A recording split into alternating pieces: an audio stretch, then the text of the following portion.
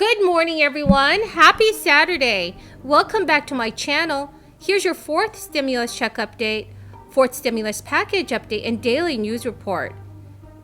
In today's video, I will be bringing you up to date on the latest stimulus news and information. Please make sure to watch until the end of this video to learn how you can enter my $75 Walmart gift card giveaway. Please make sure to watch until the end of this video to learn how you can enter my $75 Walmart gift card giveaway. Senator Joe Manchin just made it clear Democrats have work to do to win his vote for their sprawling economic plan and prevent President Biden's agenda from collapsing. The West Virginia Democrat urged party leaders to pause their consideration of a massive $3.5 trillion spending bill. Democrats aim to approve the measure, which would invest in climate policy and social programs in the next coming weeks without any Republican support. Joe Manchin voted last month to pass a $3.5 trillion budget resolution, the first step in the reconciliation process that allows Democrats to move forward without any GOP support.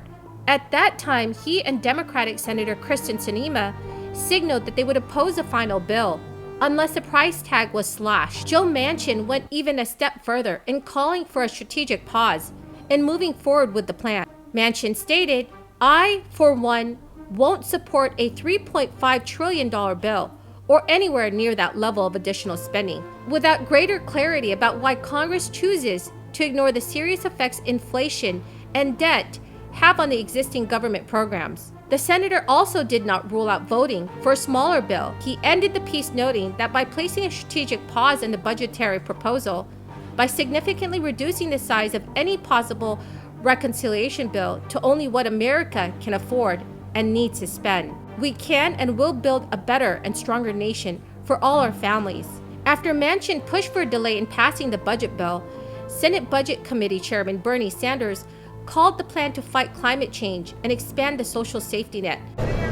Thank you. Let me start off by thanking the folks here in this neighborhood for letting me come in and see what's going on. Councilman, thank you. Thank you for everything. Folks, look, I'm grateful for the governor asking me to come on down to visit and to see what visit, and I want to thank him for his leadership as well. You know, we just came from the Emergency Operations Center here in St. John's Parish, and we just walked this neighborhood. I'm going to finish walking it up that way as well. But the fact is that there's a lot. We just to see just exactly what's happened on the ground, see what's going on in people's homes. A lot of people fear, for example, because they don't have cell connections, are unaware of what available help there is right now to get them. The FEMA director and I were just talking to them. We're going to make sure we have someone coming through here, going door to door, letting people know what's available to them right now because they can't connect online. And with the governor and mayors and members of Congress, community leaders, all the folks that are here, we've been working together to deliver millions of meals and liters of water. And I know you all are frustrated about how long it takes to restore power. It's dangerous work. 25,000 linemen from around the country have come here to Louisiana to help. Crews from 32 different states are helping. And 2 of them lost their lives in the process of trying to get power back up. And we're working 24/7 with the energy companies who we met with the heads of today, and we're deploying even more federal resources, including hundreds of generators, and there's more to come to restore power as fast as we possibly can. Faster than anything happened during Katrina. And we're also working on the cell phone with the cell phone companies so you can call your loved ones, call for help regardless of where you are, make sure the people you know and you love you haven't been able to talk to lately, be able to know whether they're okay. We're moving quickly to keep gas flowing to the pumps, including I've gone into the Strategic Petroleum Reserve. That's what's been set aside, the crude oil, providing flexibility for how many hours truckers are able to drive and transport gas and fuel. Because Bernie Sanders, who is playing a major role in writing the Democrats' plan, said in a tweeted statement, "No infrastructure bill without the 3.5 reconciliation bill." Joe Manchin's stance complicates an already messy effort by Democrats to pass their spending plan and a $1 trillion bipartisan infrastructure bill.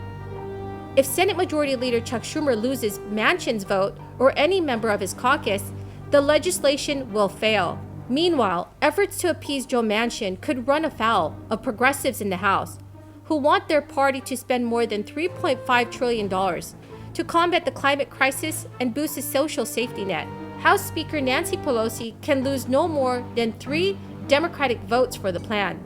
Nancy Pelosi has delayed a final vote on the Senate-passed infrastructure bill. Nancy Pelosi has delayed a final vote on the Senate-passed infrastructure bill in order to keep centrists and liberals on board with both economic proposals. She made a non-binding commitment to vote on the infrastructure plan by September 27th. Democrats may already be taking steps to ease Joe Manchin's concerns about the budget plan. Nancy Pelosi has said she wants the legislation to be fully paid for and has insisted the House will only approve a bill that can get through the Senate. So everyone, what are your thoughts about all of this? Please leave your thoughts in the comment section below. The Child Tax Credit program is different from how it worked in previous years for qualifying families. Parents this year are getting monthly child tax credit payments instead of one lump sum that's delivered during tax season. Half of the money will be sent through December from the Internal Revenue Service, and the other half will be given during tax time. The next check will be dispersed on September 15th through direct deposit or mailed as a paper check soon after. And monthly checks could be as much as $300 per child. But some families may choose to opt out to avoid repaying the IRS due to complicated tax situations. The next payment is going out in less than 2 weeks on September 15th. Remember, you'll get half of the money in monthly payments this year and the rest in 2022 when you file your taxes. Unless you tell the IRS you want to unenroll from the advance payments to get one payment next year. So in other words, your single largest payment arrives next year, up to $1,800 per child. Until then, you will get a total of 6 smaller payments this year to start using right away. The idea is to bring you money sooner, which is why the checks are called advance payments, to meet expenses like food, rent, and daycare. The way the child tax credit payments will be divided between 2021 and 2022 might be confusing for some. For each qualifying child age 5 and younger, up to $1,800 will come in 6 $300 monthly payments this year. For each child between the ages of 6 and 17, up to $1,500 will come as $250 monthly payment 6 times this year. So everyone, that's the end of the video this morning. Thank you so much everyone for joining me here today. I greatly appreciate it. The 2 winners of this week's Walmart gift card giveaway are Lizette Ramos and Ravonda Garris. And congratulations, because we also have a bonus winner, Akila Galbraith. Winners, please make sure to respond to my comment to claim your gift card. To enter my giveaway, all you have to do is subscribe to my channel, like this video, and comment below the keyword of the day. Thank you so much everyone, and have a very blessed Labor Day weekend.